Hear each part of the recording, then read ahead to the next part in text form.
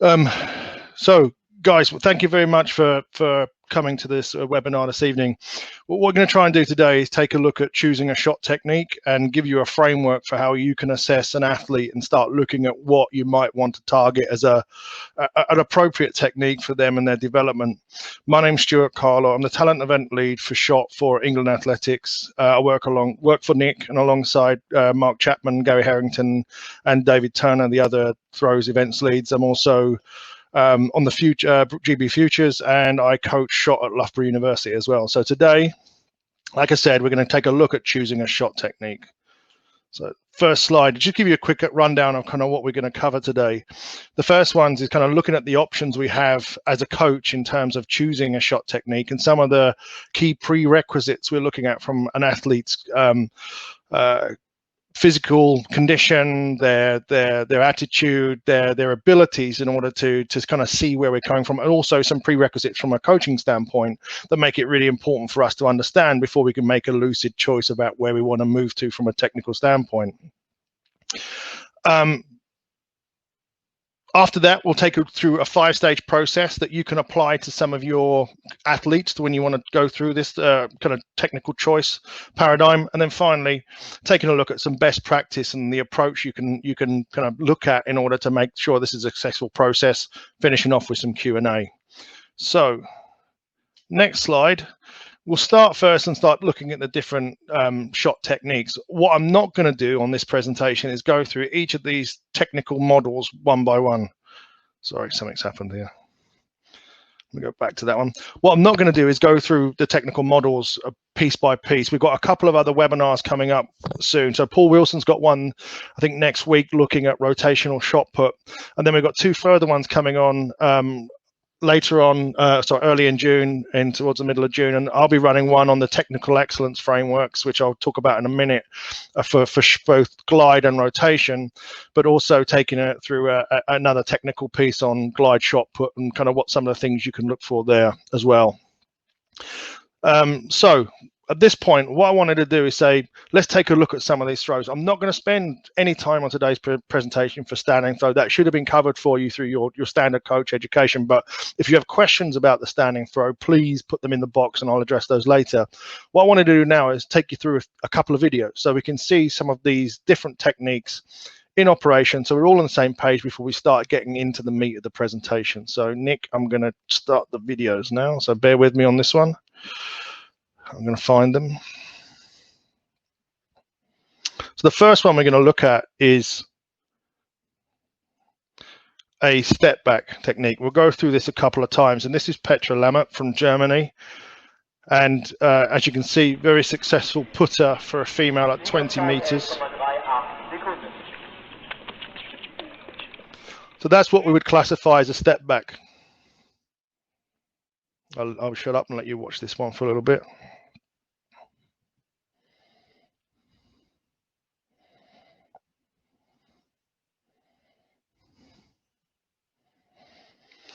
I think fundamentally what you see in her technique is that she does get in very similar positions to, I'm just going to pause this here and close this video. She gets in very similar positions as you would see from a glide.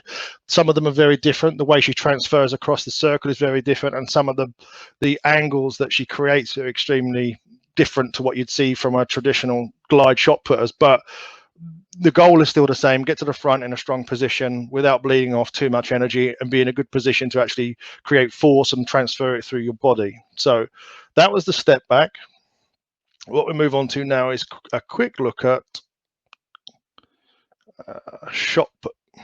So glide shot put now is the next one on deck. And if we look at this one, this is probably my favorite glider, and that's Ulf Timmerman. The event leader in the shot.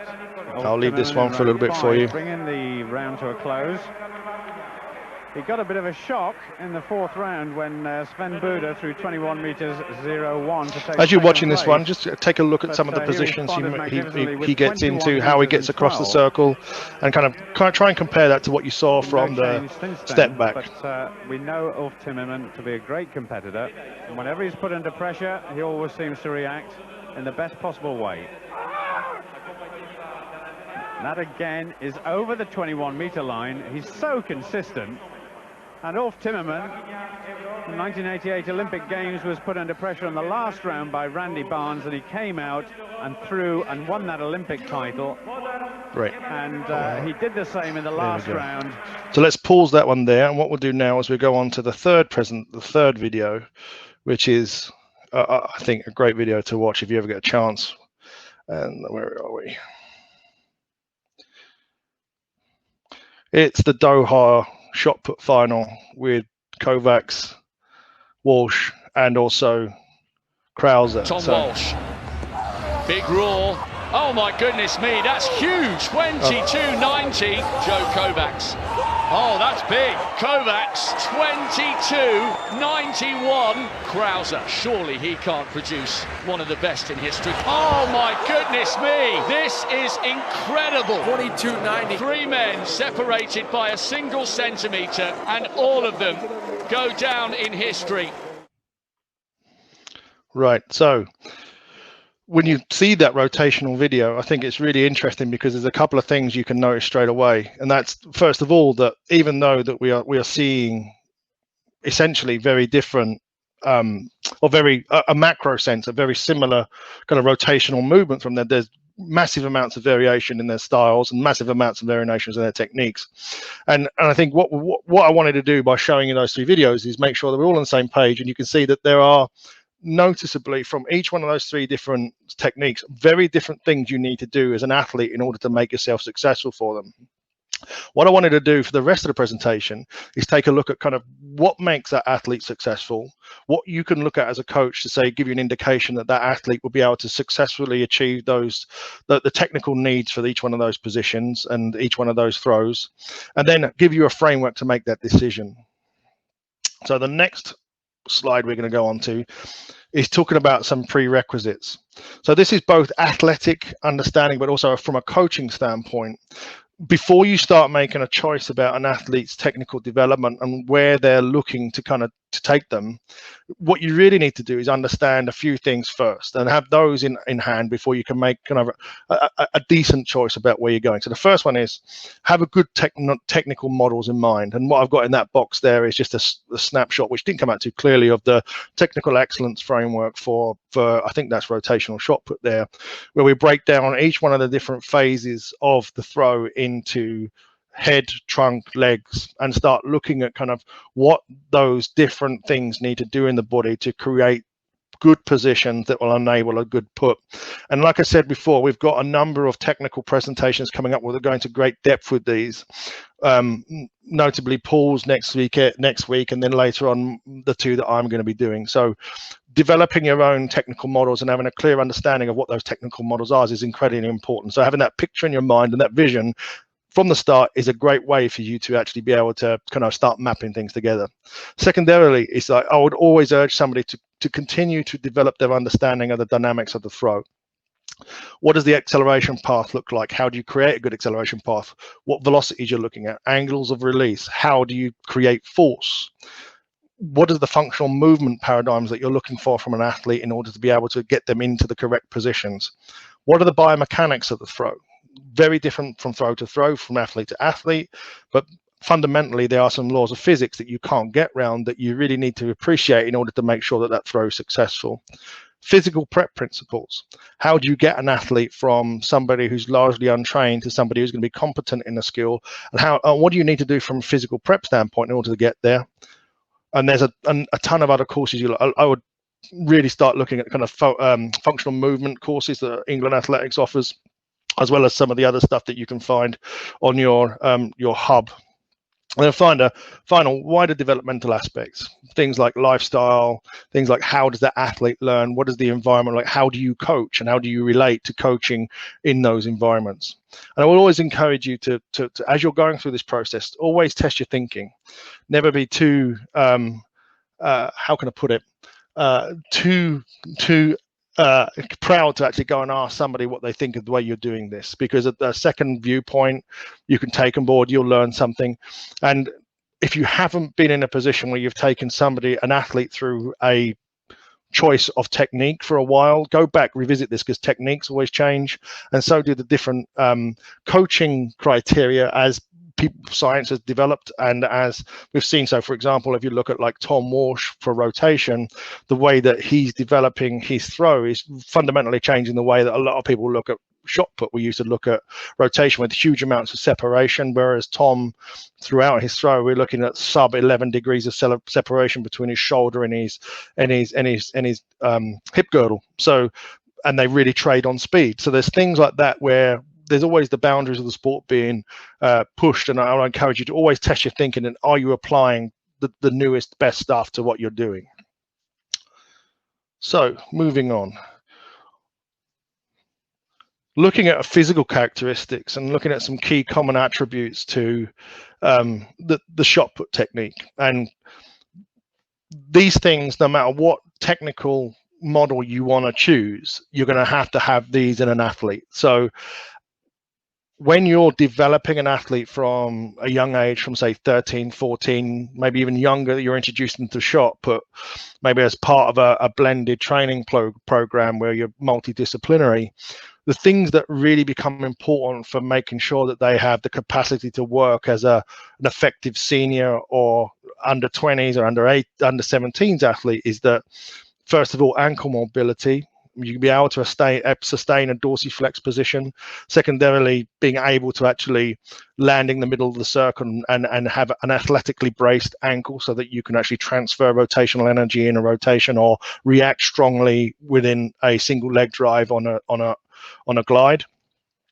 Quad and hip mobility. So we all know kids most of the time now sit down all day at school, sit down on their Xboxes and sit down watching TV. Typically what that means, very short quads and very tight hip flexors. So having the ability to have strong hip mobility, especially in enabling some of the V shapes that you'll look for in rotational shot put, strong left hip out the back of the circle, and also what you're looking for as you land in say a glide at the front of the circle, very important. Thoracic mobility, so looking at things like the being able to maintain separation or create separation. So Kovacs actually creates more separation than Walsh. And if you look at the bottom right picture there, that's Kovacs creating a pretty separated position where his shoulder girdle and his hip girdle is out of sync quite significantly. You need good thoracic mobility to be able to do that. And secondarily, thoracic mobility, so you can extend your thorax and be able to get your chest in a good position on delivery, is incredibly important. Range of shoulder movement stands to reason. Dynamism and speed is like everything about throwing, and especially shot put, is speed. You need to be fast. Fast is one of the key prerequisites, because in essentially what we're looking to do is put as much speed into the ball as possible, and you can't do that if you start slow, you move through a circle slow, and you finish slow. So being dynamic, being able to accelerate, being able to create speed are incredibly important components. And finally, rate of force production. So we all know that a shot circle, 2.35 meters average acceleration path of a shot put is something between 1.8 and 2 meters for a kind of a competent glider. What you're looking for there is the ability of the athlete from a standing start or a static position to be able to create large amounts of force in the shortest possible time. And that's an incredibly important part of it, alongside being able to be fast and speedy and create fast foot movements. So these are the things, that the key common attributes.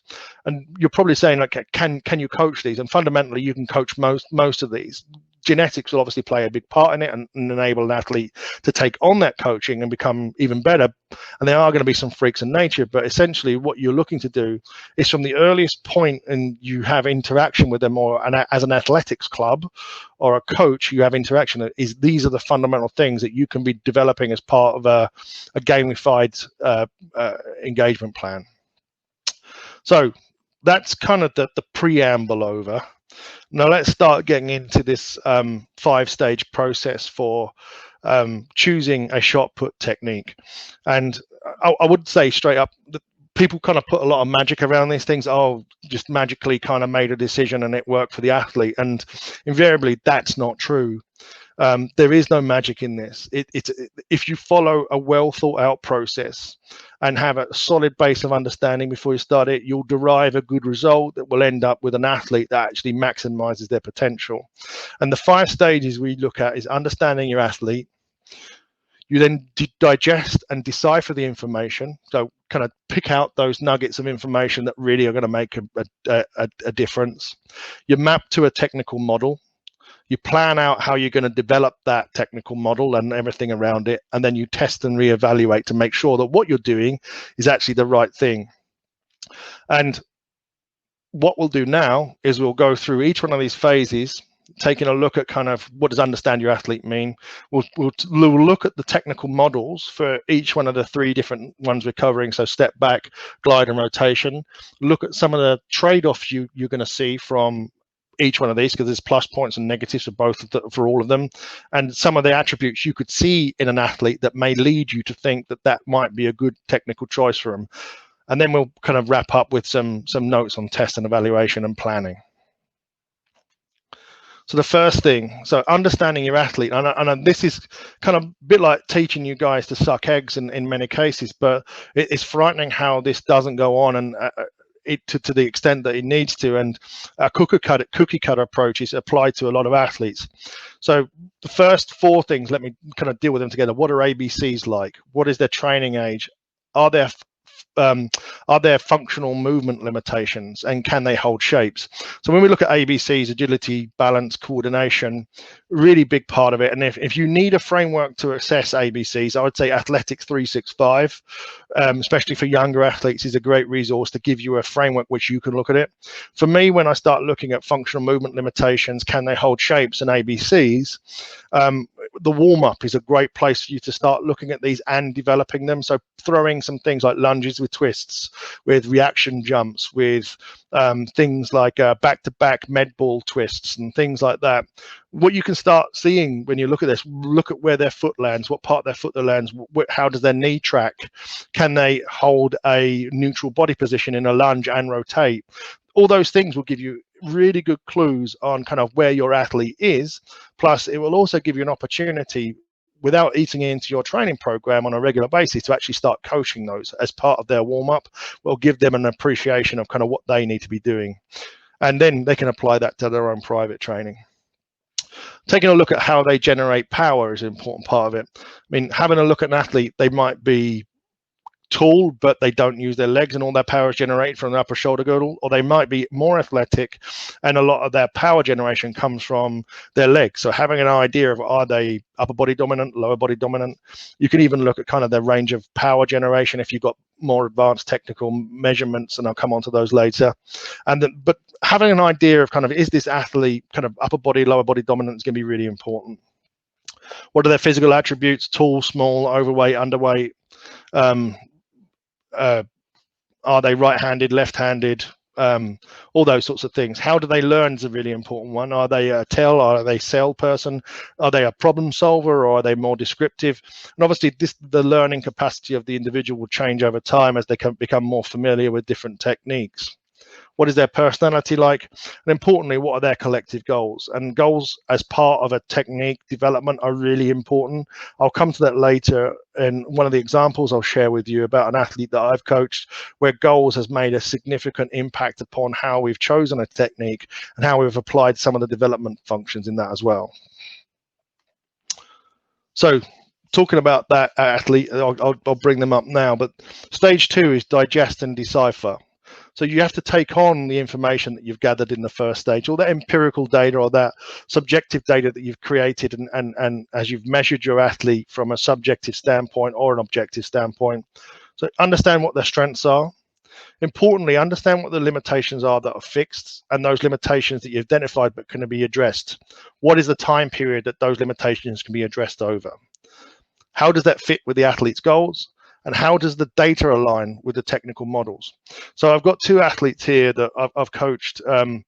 First one on the left is Lewis Bing, who I'm sure most of you know, GB under 20.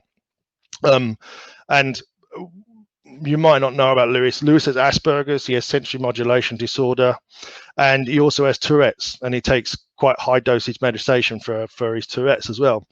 These are limitations that are fixed, that we can't change. Part of the impact of these is that he he can't really look at things. He can't use sight lines. His eyes make, when he kind of fixes on something, for say in a rotation, as you're coming out the back of the circle, looking towards the left sector line, or when you're landing in the middle, looking to the rear of the circle, he can't do that. It makes him incredibly dizzy, and invariably that creates some really poor head positions for him. So that's straight away a fixed limitation that we are struggling hard to change, which probably will impact his technical choices. Secondarily, when you look at Lewis, he deadlifts over 300 kilograms, 30-meter sprint in around 4 seconds, 3-meter 15 standing long jump. So he's a naturally gifted athlete from a physical capacity standpoint. On the flip side, he has really poor mobility, and his thoracic range when we started working with him was horrendous. So what we have there are 3 different dynamics there. His strengths are speed, and he's extremely strong. He has a temporary limitation by his mobility, and he also has a fixed limitation in his medical conditions that are hereditary for him.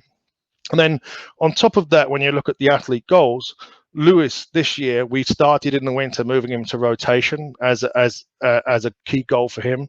And what we found is that the pressure of going to World Under-20s this year, where qualifying's 19, I can't remember, was 1935 or 45, I can't remember which one, I think it's 1945, meant that do we take time out of this year and spend an elongated time to work with him to get to rotation, which would put World Under-20s at risk, at the same time as knowing that we have a standard technique in the bag we can do some tweaks to that's going to get in there. So having a trade-off there meant that we kind of rode back a little bit on the rotational work. On the right-hand side, different question. We've got Chris Demichi here, under 17 England champion last year, won England schools. Chris, I started working with 2 years ago, came to me as a 12-meter linear shot putter, throwing from the glide. He's nudging 6 foot, so he's not tall. He's quite compact.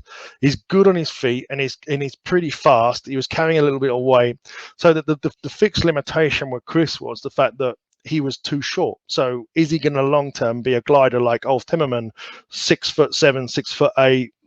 Like Majeski or even David Stall, who's 6'5", probably not. So we started looking to converting him to rotation because it suited his physical characteristics, and also the fact that he was good on his feet. So taking into account all these different things and having some clear understanding of what are fixed and what are transitory limitations is really important for making temporal choices on what those techniques are. Right, stage 3. I think I'll try and get through this one, and then Nick, maybe we can kind of row back for the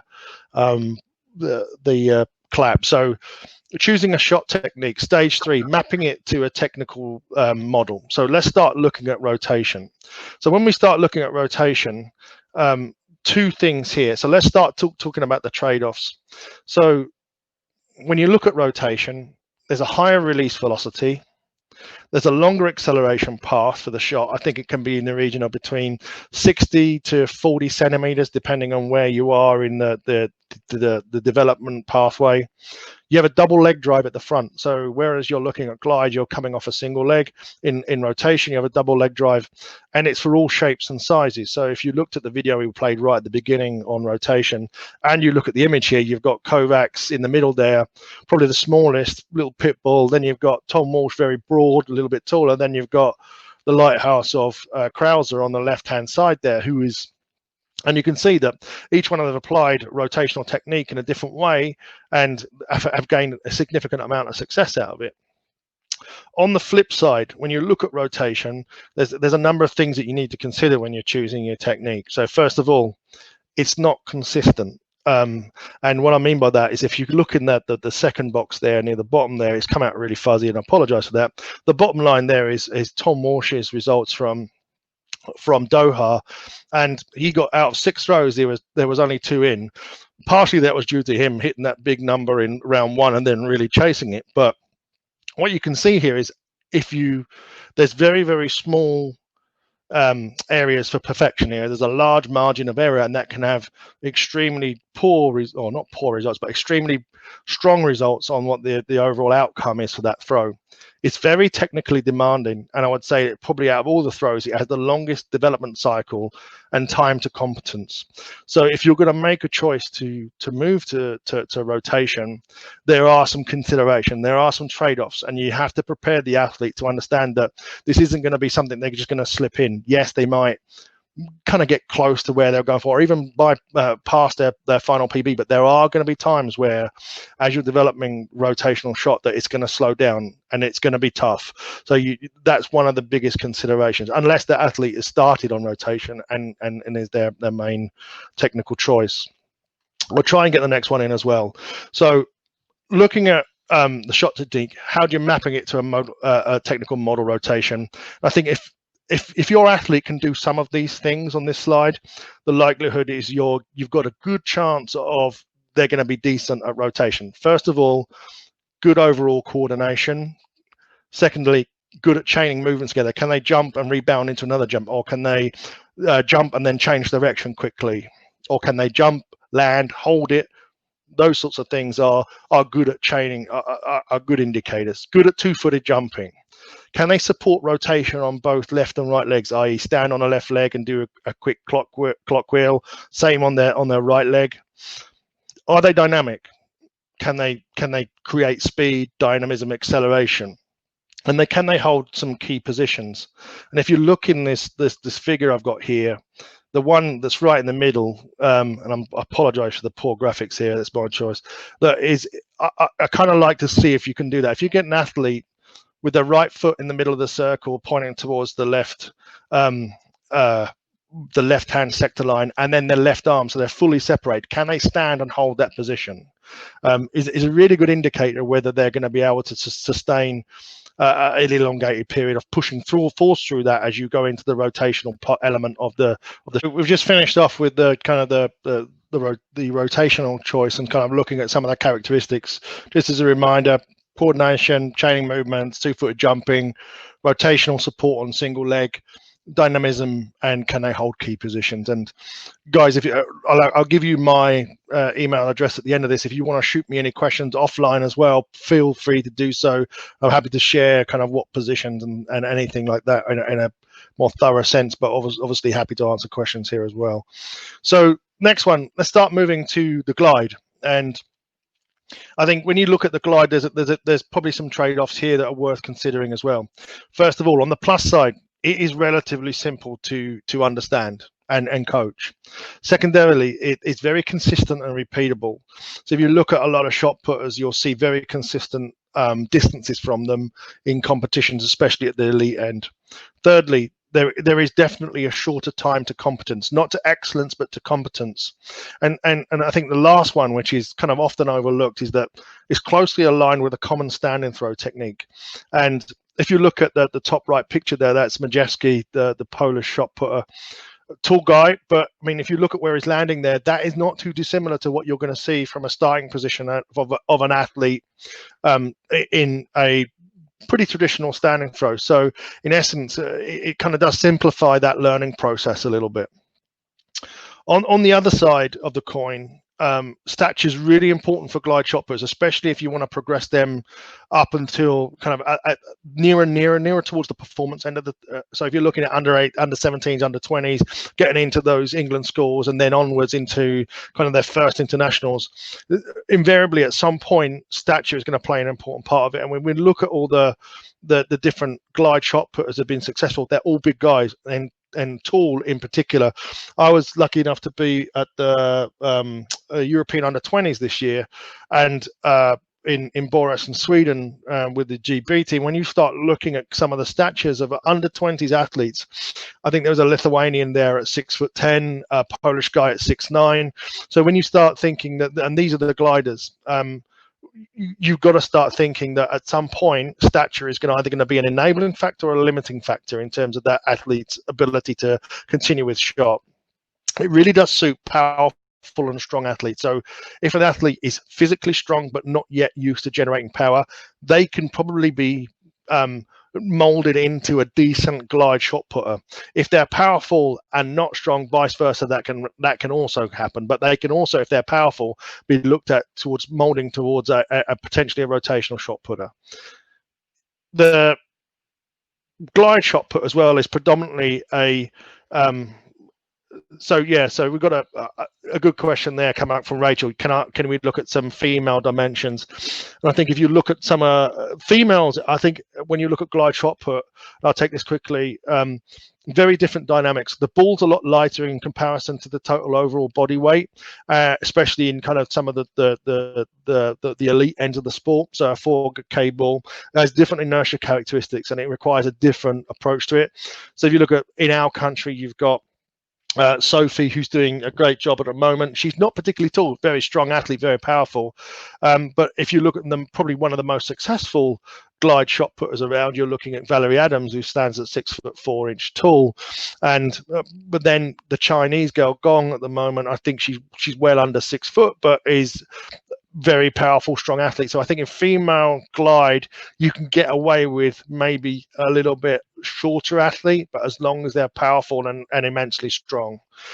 Obviously, if it's a taller athlete, it's always the better, but you can get away with a little bit more with a female athlete. Moving on quickly, predominantly single leg drive. So if you look at the diagram here, it's a frame by frame of a glide shot, but you can see a lot of that is on a single leg, including the drive phases and when they're exerting power. And fundamentally, one of the biggest issues when people talk about glide versus rotation is that the glide generates a lower release velocity. So when you're looking at the elite end of the sport, a rotational release velocity between high 13s, pushing 14, and when we're looking at people looking at getting towards 24 meters in the shot put, which is candidly what a lot of the top athletes are expressing, you're looking at 14 meters plus in order to get there. Whereas a glide, you're kind of can be residing around 12s, high 12s, maybe nudging 13 meters per second. So there is that trade-off there. So choosing a technique and looking at kind of how does this map to an athlete. Thank you, Rachel, for your question earlier, but looking at tool, there's a picture there of Valerie Adams with the Belarusian and the Russian girl from London 2012. I won't talk about the other two because they were both banned for drugs, but Valerie at 6'4", physically strong and powerful. I think she was benching significant numbers up until she was like 6 months pregnant with her second child. Very good at generating power on a single leg. Does the athlete have good connection with the shot? I mean, can they keep on that ball for a long period of time or as long as possible? Good way of testing that. Give them a lighter weight. How far do they throw it? Do they stay connected with the ball all the way through it? Are they comfortable going backwards? What you'll see is a lot of young athletes, they'll start looking over their left shoulder, or they'll feel really reticent about kind of dropping their hips and going into that backwards movement. So if an athlete's naturally good at going backwards, that's a big plus point. And I think fundamentally, given its connection with the standing throw, if they have a well-developed traditional standing throw, that naturally means that they're going to have a good finish on the end of whatever they do. But if it's with the glide, there's a real tight affinity to that and probably going to result in a pretty decent output. Okay, so let's move on to the next one. So I'm going to talk about the step back now, and this is often overlooked when you look at the major different technical models, and there's probably a good reason for it because it's tough to get right. So on the plus side of the step back, it's very, very simple. It's the most simplest out of all three of these. It's consistent, repeatable, and it's probably got the shortest time to competence. You can get somebody step backing in a session and they'll be relatively competent with it. Give you a month, they'll be even more competent. But I think there are some massive trade-offs with the step back. First of all, it's got the shortest acceleration path out of all the different throws. Importantly, speed and stature are really important in this. So you can get away with being a fairly not slow, but not as fast as the fastest athlete on glide if you're massively tall, but you can't get away with that so easily with step back. You need to be very, very fast and very, very big and very, very strong and very, very physically gifted to make sure that this is the most important or applicable technique for you to be able to generate a good outcome, especially at the more performance related end of it. And what I will say is that there are horses for courses here, and I'll come on to that. But if you're looking at getting an athlete into the performance bracket where you're competing for medals at national competitions or at counties and stuff like that, step back is probably not going to be a long-term model for you. So this is very much similar to when you look at athletes' kind of conditions. This is very much similar to the glide. Very fast, high rate of force production and high maximal strength. You need all of those as prerequisites to be a good shot putter using a step back technique.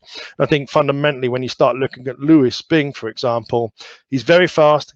He has a phenomenally strong high rate of force production, and he has high maximal strength levels. So there's no kind of magic to why he's very good at the step back. He has the magic triumvirate of things that make it easy for him. Could he be better in another technique? I fundamentally think long term, yes, he will be, and we will move in that direction. But the present time, it's still where it is because of these physical characteristics and some of the limitations. So I'm going to move on now to stage 4, which is plan and plan again. So just to recap, you've understood your athletes, you've decided and encoded, and now you've kind of mapped that athlete to the correct technical model that you have in your head based on the empirical data that you've deciphered and those findings that you've had from your experience with working with them. Now it's time to plan and plan ahead. So first of all, when you're planning, think long term. What's the end goal? So to give you an example with Lewis, sorry, this is all changing. I don't know why.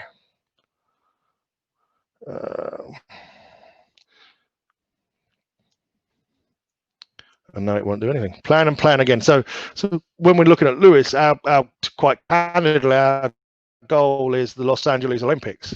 And we know that getting to the Los Angeles Olympics is going to require Lewis to probably look outside of the step back. But it's how do we get from where we are now on where his technique and his abilities are to get him there. So it's really about, yes, Los Angeles, probably rotation is going to be the goal. And we've got a plan that starts there and ends in. We actually started kind of fulminating together this year last year in October is when we started putting it down. So we've got a very long plan that starts there and has a number of different things. And this comes on to the second point here.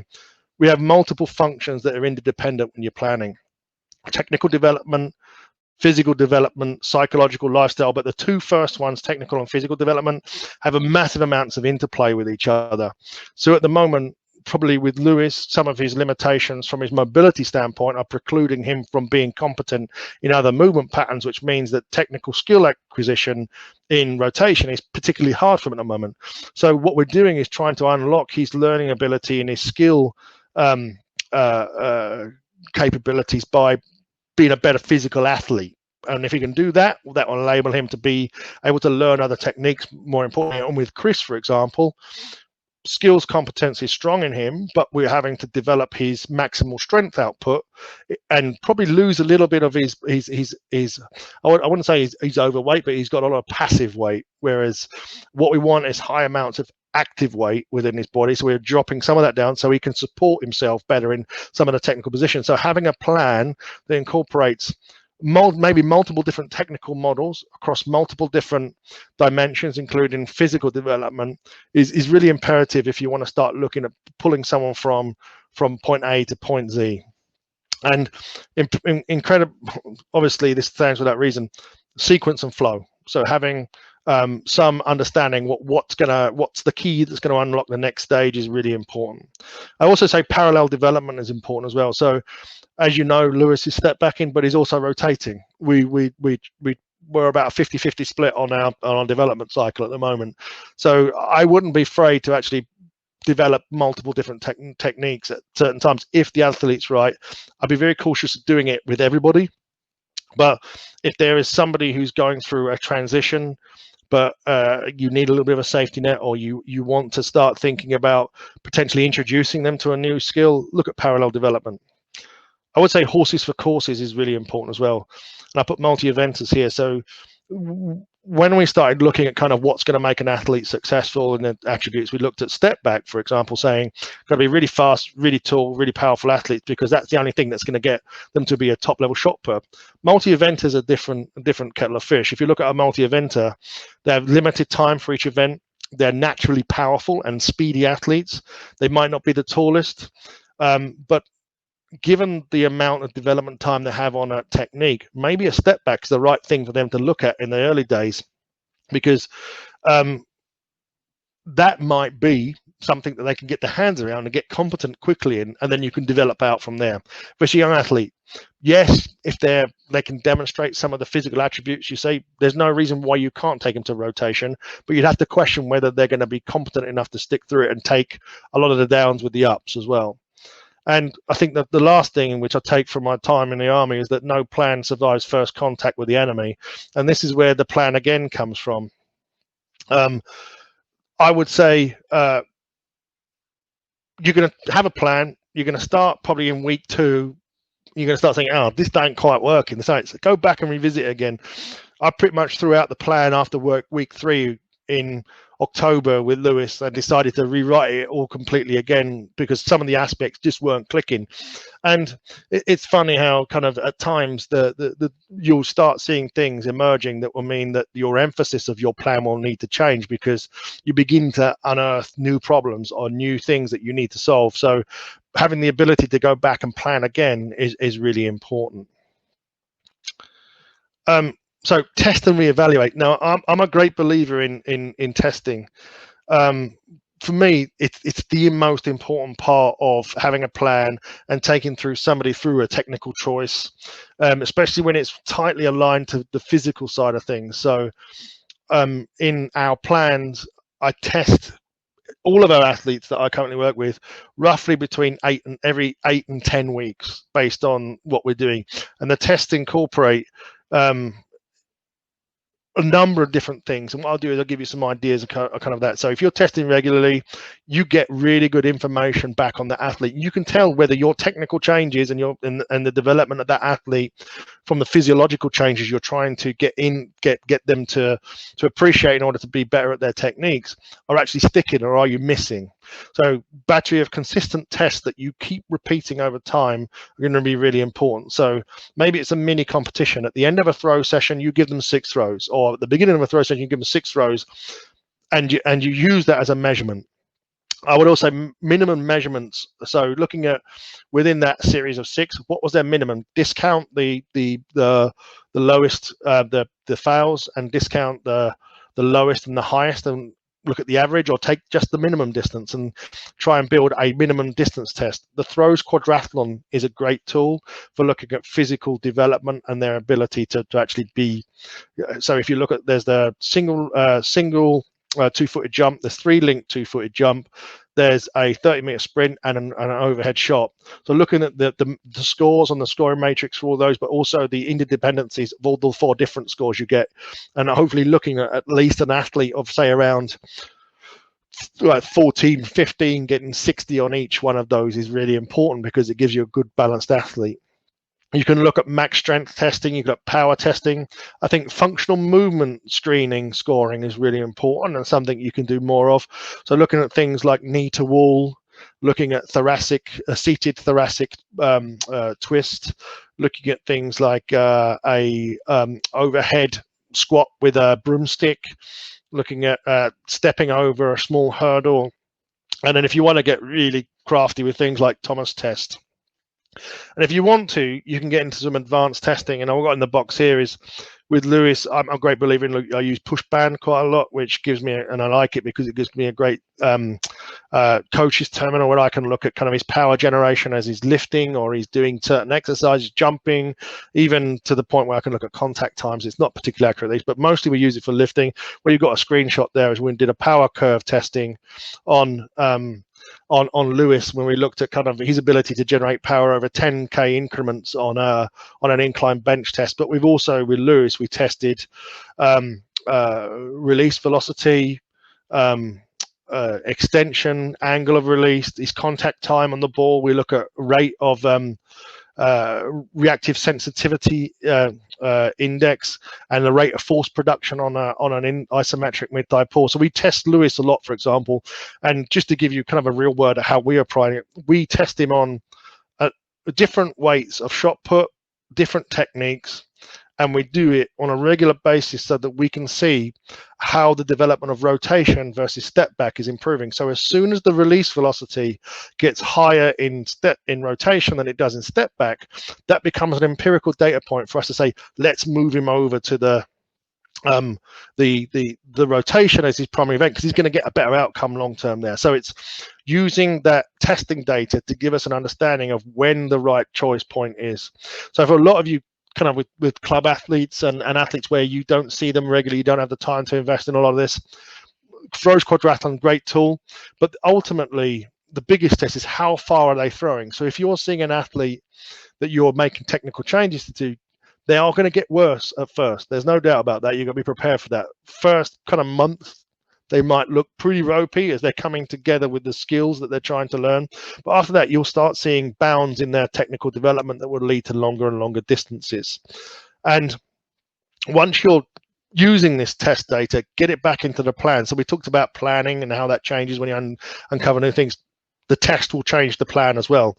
It might not change the long-term plan, but it will change the steps you have to take in between. So if somebody's testing their FMS scores and their thoracic movement is now bang on where you need it to, maybe it's time to start accelerating the rotational development phases. These are things that you need to actively consider. And what I'll do now is, in the essence of time, I know we've not got long left, is some best practice and approach to kind of putting this all together. First of all, sample size of 1, and what we've got there is a picture of Tom Walsh, and if you look at him shot put, and he has 2 massive characteristics.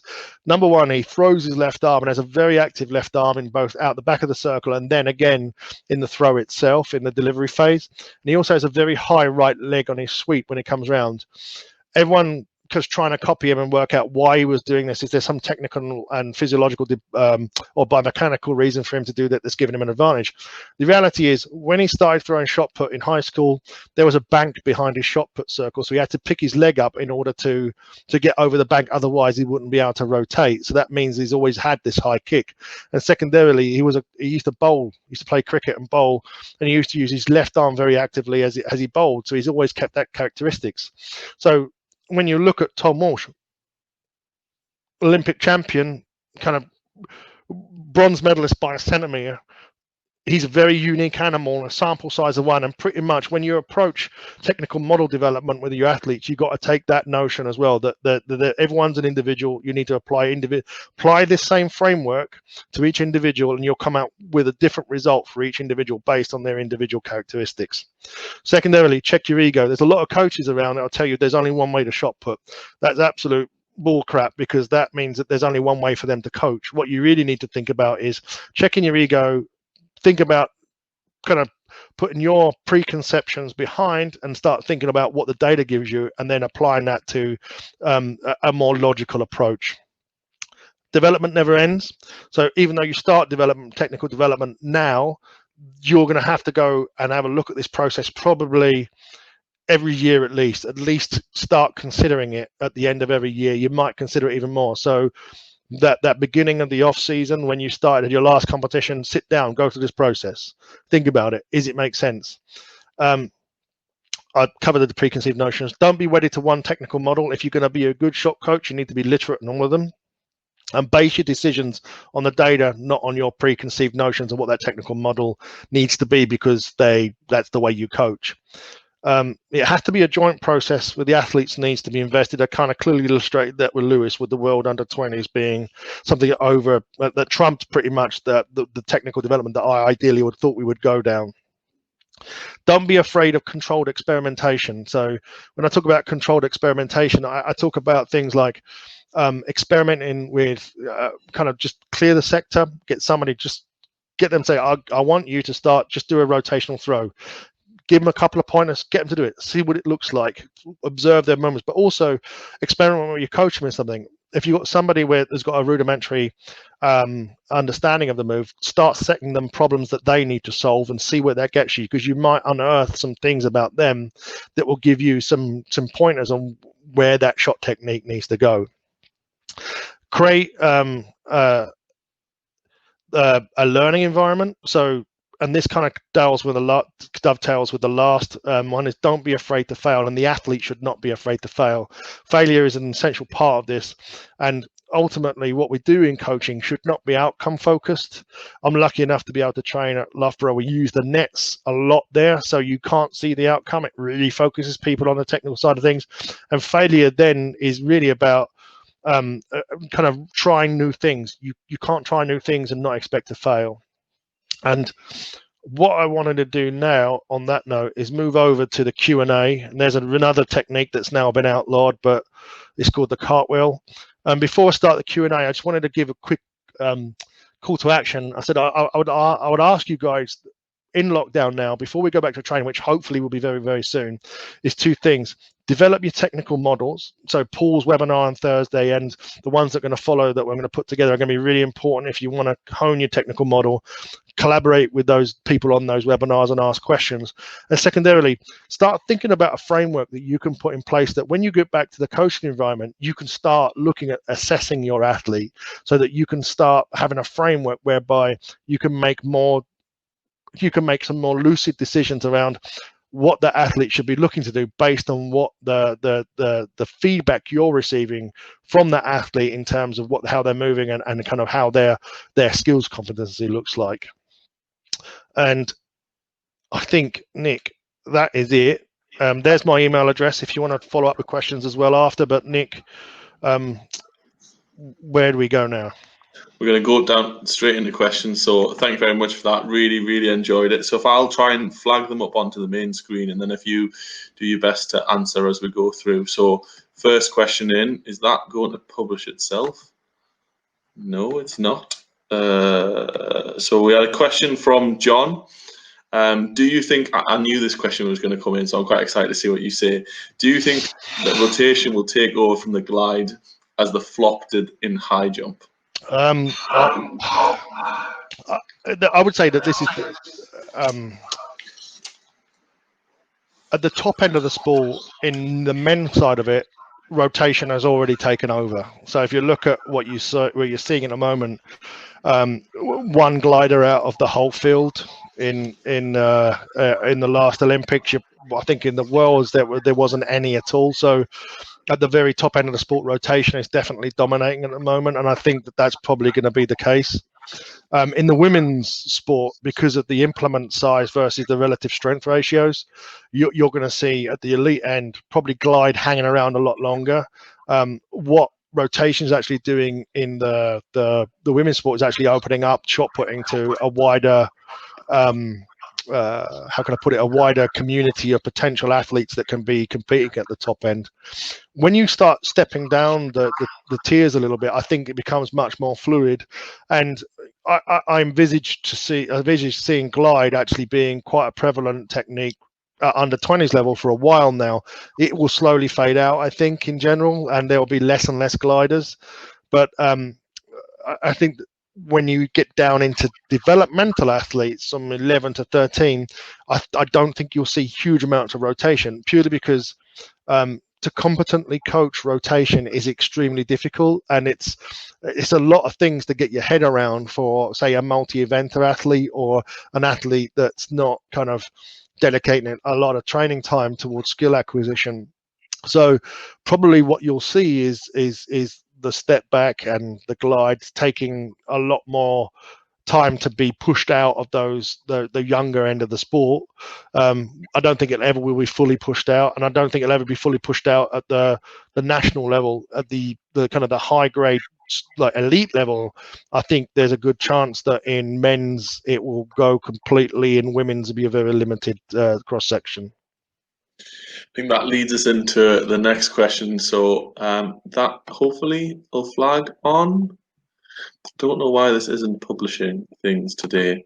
It's not playing ball. So the question was around combined eventers. So is the step back best for combined eventers? And before you answer that, I know because we're after the 8:30, can I just remind people that if they do need to go, it's absolutely fine. That when you do go, you'll get a feedback form, so please fill that in, and we do listen to it. We do take all that stuff on board. So yeah, if you do need to go, that's fine. This will be available in the next 2 weeks. But yeah, please complete that feedback. So yes, question from Bob: is the step back best for combined eventers? I would say depending very much on the athlete. I think it's the simplest one if you want to get them introducing. So, World Under-20s Finnish girl through kind of pretty decent distances in the multi-events on a step back. I think overall, I think long term, you'll see a lot more step backs, multi-eventers doing rotation, especially as you get near the elite end, as it's some of the physical characteristics of rotation lend himself to the athlete. I can support shorter athletes, good dynamism, good on both feet, coordinated, lots of kind of a ability. The thing that goes against rotation at the top end of multi-eventers is the time it takes to actually master the skill. Step back is definitely something I would suggest for a developmental multi-eventer as a first port of call, for somebody to get out of the standing throw into something that's more dynamic. I think that there is a lot to be said for glide for multi-eventers as well, especially those with a larger, taller frame, maybe a converted hurdler or a high jumper that can adapt and use their height more effectively in a glide. But ultimately, it still comes down to the framework of taking a look at the athlete, assessing their abilities and mapping it to the technical models. If you're time crunched, step back's a good place to start, I'd say. Cool. Right.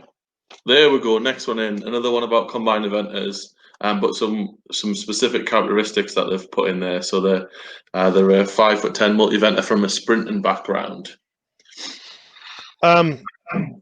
So I would say rotation for a multi-eventer is going to be difficult to achieve competence in a short period of time, no matter how big or fast you are, purely because it's going to take a long. I mean, if you're prepared to put the graft in and you're going to expect really mediocre kind of results for a bit of time as they kind of get their technical model together, that would be something that would be worth considering, especially if you have a strong technical model in your head.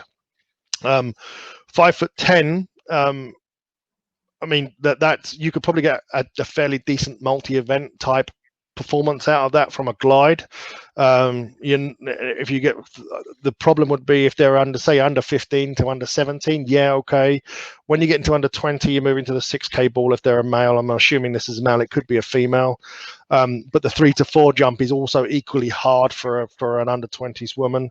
And then for the man, the worst thing is going to that 7.26 ball, which is like a completely different animal to the 6. So if you've got the time and they're naturally gifted, I would actually go and test them first. Spend 45 minutes giving them some pointers for rotation, then give them a throw or two. If they get within a meter of their PB, it might be worthwhile looking at kind of making a more concerted effort towards them towards rotation. But you've got to understand that there's going to be a lot of training overhead associated with that move. Otherwise, kind of maybe even if they're younger, sticking with the step back or the glide. I think the 1 meter differentials talked about quite a lot between the linear throws, so the glide or the step back compared to rotation. So what's your thinking behind that 1 meter differential? The thing of it, I mean, I think what you're seeing there is that the fact that it's all about the time when you do that. It's like you assess that at a time when somebody's kind of relatively inexperienced on rotation but competent in one of the other areas. So what you're looking at there is an athlete gets within a meter. It means that with some small technical changes, you can actually bypass where you were easily, because what that means is that the release velocity they're generating in that 1 meter differential is so high that even through a ragged technique, they're getting close to where they were before. So tidying up some small things around that their rotational technique should allow them to go way past that 1 meter differential in a short period of time. Just interesting, because I know that's something that I've heard in quite a few presentations already. So I hope Rachel doesn't mind us publishing this one, because she said it was more of an admission rather than a question. But it is something that, you know, we have had quite a lot at the minute. So in terms of, have you got any advice at kind of where the best place to start is to introduce rotational shot put within a coaching session? So sorry, Rachel, if that's. But I just think it's something that if you're thinking it, other people might want to be thinking it as well. So, I mean, first of all, you've got to get that kind of strong rotational model in your head. So I would also always advocate, when you're starting to work rotation, is start the back of the circle, because that's where the throw starts. If you don't get the back right, you don't get the middle right, your front's never going to be right. So working on the back of the circle and on predominantly the left leg and hip processes at the back, so getting them able to transfer weight onto the left leg and then keep a strong left hip and rotate around that is really important to set off a decent throw. Once you've got kind of that back of the circle left leg working on what they do with their right leg, so getting it round nice and wide with a dorsiflex toe, and then bringing it to ground as quickly as possible. So they're the two things. Also, I mean, there's a number of different technical model points you can look at as well. So at the same time as you're doing that, you want your left arm inside your left knee. You don't want it blowing out too much. You need the shot put position behind the right hip and not in front of the right hip. You need a nice neutral body position so that you're not bent over or hinged at the hip. But fundamentally, start with the feet, start with the back of the circle, start thinking about how they're going to transfer weight left over the left leg, and start turning around that left leg will give you a good place to start.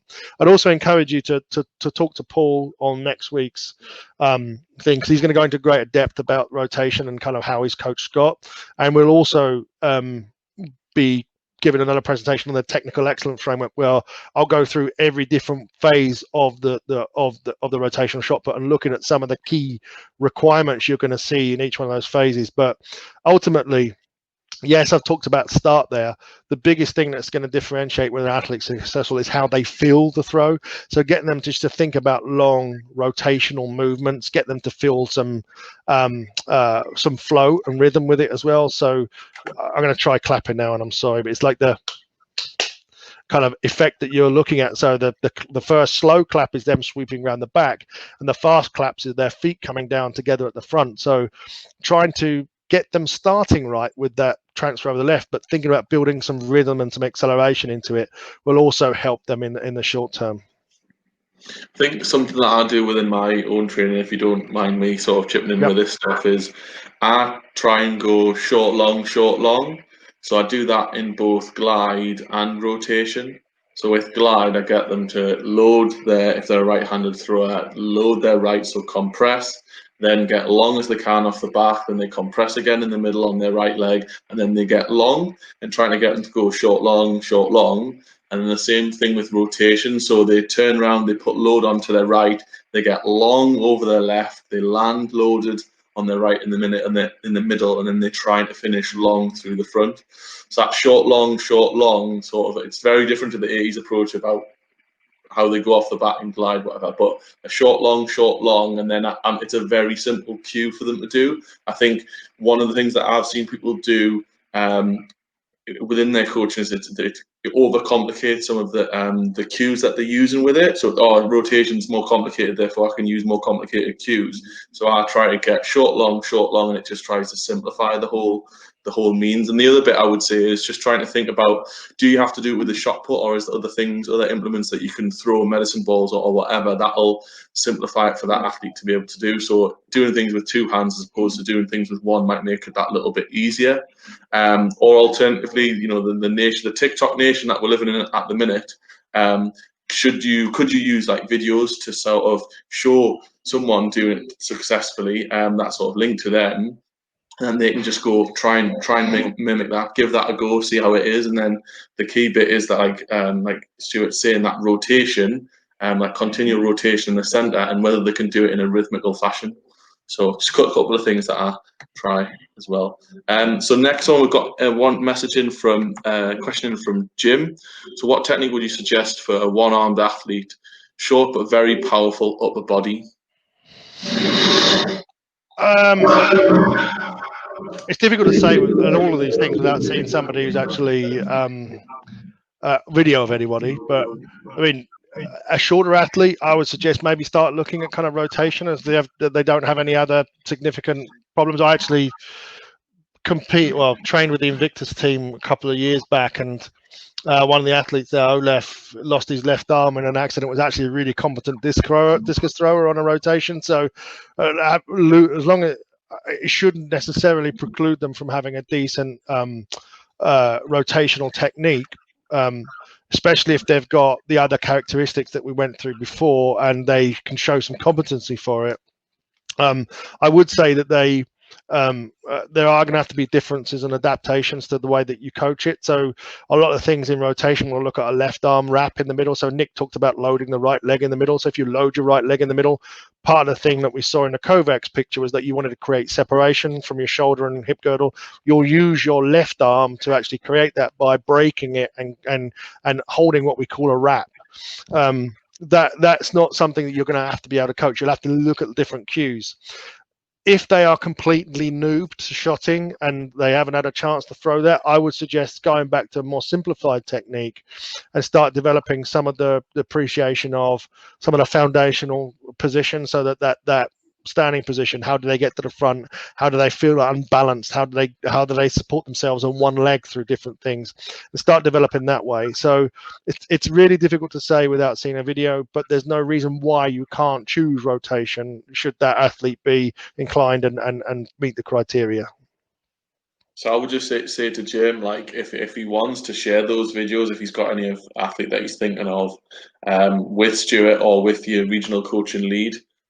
So if you're not aware, so you've got Paul Wilson in the north, Stuart's the Midlands guy, you've got Gary Power in the southeast, and you've got Mark Bradford in the southwest. So maybe reach out to those guys and see if you can get them to review some of the video as well. But thank you for that question. Question from Rachel. So you mentioned earlier before about some of the testing that you do with Lewis. So I think it came in at that point. So how do you measure speed of release? So this is one of probably the hardest things to do. We are lucky with Lewis to have, he's part of the Futures program, so we have camps up at Loughborough and we have full biomech support when we do it, and we have a biomechanist filming a lot of our throwing, so we can actually do a frame analysis frame by frame and measuring and using those frames to understand what the speed is. There are some other things you can do. You can look at using push band to look at kind of the velocity of the hand and the arm to do it, and they're about $200, I think they are. You have to buy them from Canada, and they can do it. But ultimately, I think that's the hardest one to measure without some sort of tool or competence around that.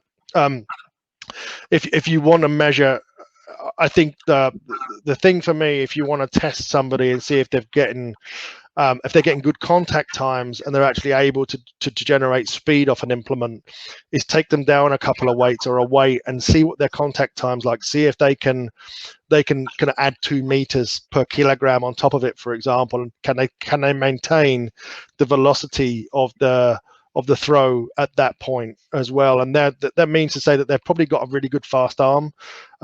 And what you need to really work on there is probably transferring that into the technique you're using for the heavier weight. But ultimately, like I said, really hard to measure velocity without tools such as kind of a frame analysis. Nick, are you aware of, and I know you've done a lot more testing than I have on anything. Yeah, so I think that probably the simplest way is to do that velocity profiling. So if you've got a range of different implements, get them to throw the range of different implements. So it might be starting from a 2K through to a 6K if it's a female athlete, or for a male, you might potentially start at, depending on the age of them, of course, but something light to something maximal, so that their competition weight, or possibly super maximal. So men, I wouldn't throw much over an 8 or a 9K, but just measure the distance that they're able to achieve, and then it gives you a bit of an indication of where they're at, and then you can potentially shift that curve up to where it needs to be. So obviously velocity is the key. determinative distance. So you can make an assumption based on that as a basic raw sort of measure. But yeah, if you can do digitize and things like that, there's often university students, biomechanics students who are looking to try and do some projects and things. So does your club or you as a coach reach out to your local university and see whether there's any way that they can help out to do that? Or yeah, push bands and things are pretty useful. There's more and more technology coming online now as we go into this next age. So yeah, but as a raw measure, I would say you can create velocity profiles based on the distance that they're able to achieve with various weight implements. So we got a couple of questions in about the comparison between the rotational shot put and discus. So I'll just flag Alan's there. Do you want to talk about the similarities and the differences between those two techniques? Do I have to? Okay, I will. So I think this is a really interesting one when you start looking at the differences and similarities between discus and rotation. I would say fundamentally they're very similar from a macro standpoint, but there are some mechanical differences in them that make it very hard to do both of them at an elite level, for example, and be like kind of Olympian in both. If you look at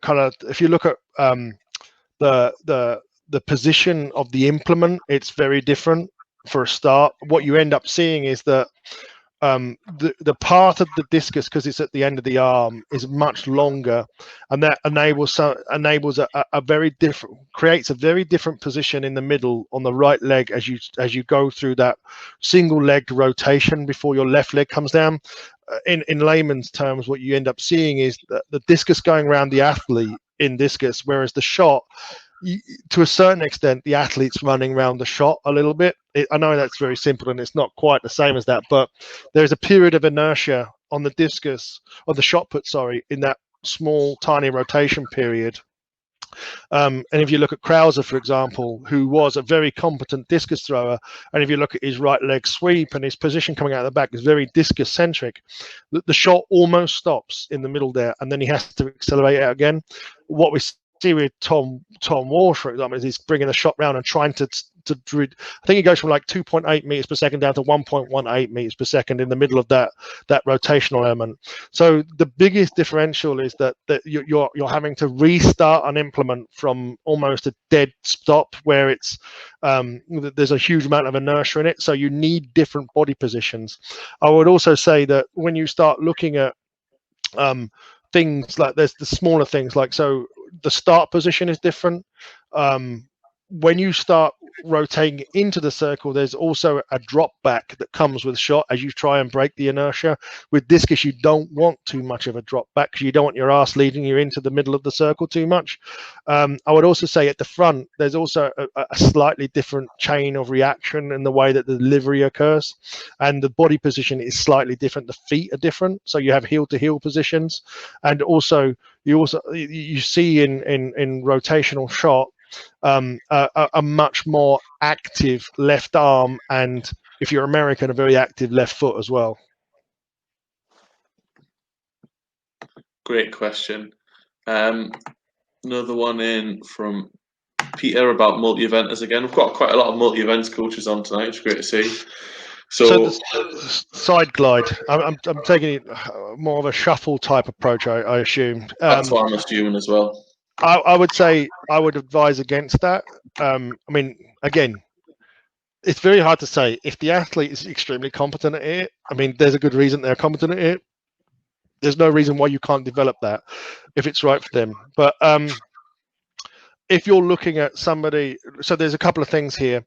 What you really want to see for somebody who's a more linear, and I'll call side glide more linear, is a large amount of separation between the shoulder girdle. So hopefully the shoulder girdle's parallel to the floor, facing the rear of the circle, and body weight's lent over the right leg.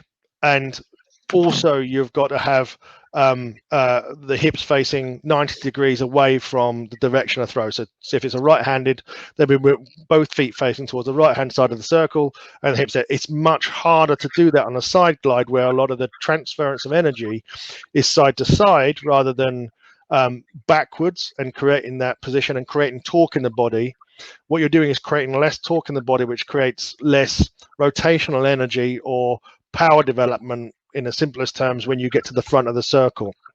So it's much harder to create that strong, powerful power position in a side glide, because invariably what happens is you see the athlete opening up more and losing that separation when that happens. So if somebody, or I would say, just to kind of finish and round this off without blathering on too much, if somebody's good at a side glide, a natural move to them would actually be to start looking at step back, because that will give them even more chance to hit good positions and maintain good separation. Cool. And I'm going to make this the last question. I'm not sure whether you'll be able to answer it or not. And the last question, and then if there are any more questions that you want to ask, you haven't had a chance to do it tonight. So either put your question into the comment box now. We'll read through those later on and pass those on to Stuart, or put it into your feedback at the end, and we'll pick those up as well.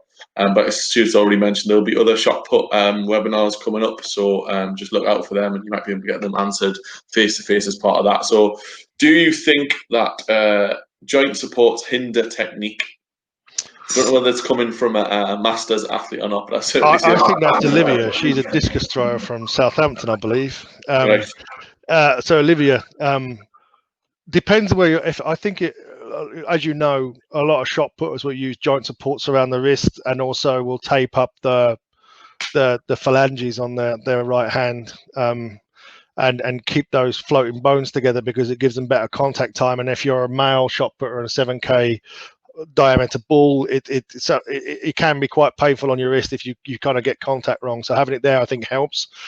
I would say fundamentally, when you start looking at joint supports, what is the reason that the athlete has those joint supports? Is it because the athlete is struggling with an inherent injury? Do they have a limitation physiologically that's long term?